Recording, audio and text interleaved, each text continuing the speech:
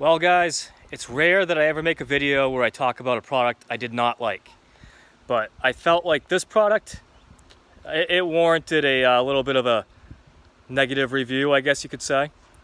So it's labeled as a pot and soil, and that's my biggest problem with it, is that it's not pot and soil by any means.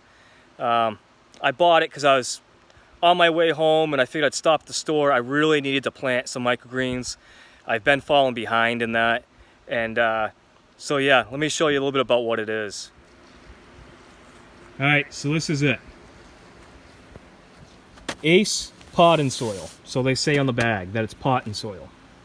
It's not, it does not qualify as pot and soil to me.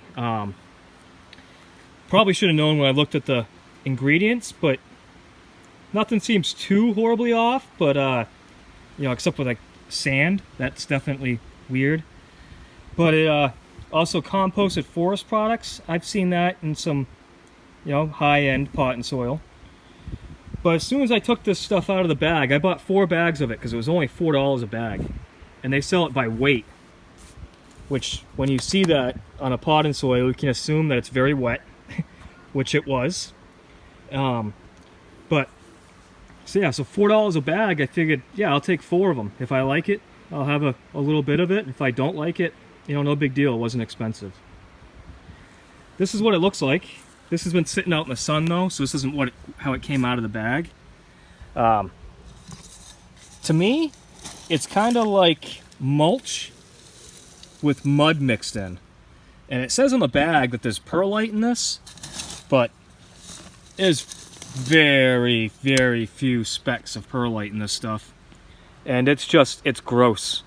I did plant a few trays with it though, just to see, but I'm not using any more of it. I do not like it. I am not happy with it. And I am so unhappy with it that I'm actually going to take and dump that in my pile where I dump my microgreens when I'm done with them, and just let it sit there and compost. I'm not going to use it for anything. At best, this would be a garden soil, and I wouldn't use it as a garden soil either. But if it was at least labeled garden soil, I would feel like it's you know, somewhat accurate. But as a pot and soil, definitely not. Here's the black gold. I showed you guys this in a recent video. This is a 2 cubic foot bag. I picked this up from a hydroponic shop. A couple friends of mine own a hydroponic shop down in Lebanon, New Hampshire, West Lebanon, New Hampshire. It's called Ingrown Gardens, and they got a really nice place. So every now and then I go down there and I'll buy something from them. So what I'm going to do is I'm going to dump all that soil.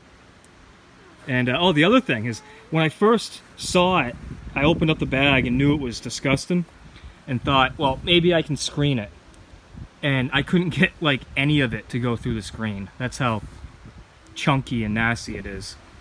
So anyways, I'm going to dump that stuff out and dump those bags in my pile.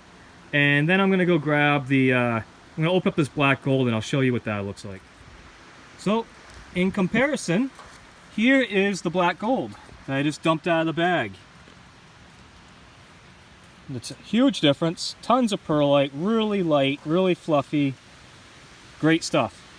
You could still run that through the screen, but I only use the screen for when I buy stuff that's compressed bales, because you really do have to screen that to break it up.